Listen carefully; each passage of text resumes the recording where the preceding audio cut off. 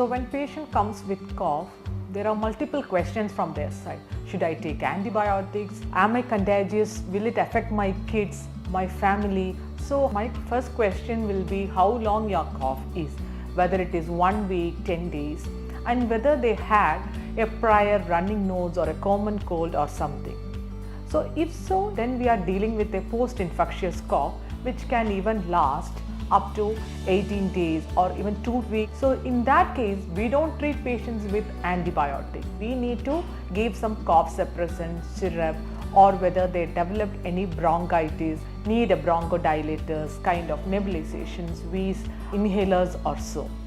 When we should worry when the people come with a long cough, whether they are bringing out a cough with a phlegm mixed with the blood, or on the top of the cough they are having a fever, extreme tiredness, losing weight, loss of appetite, they are not feel like eating.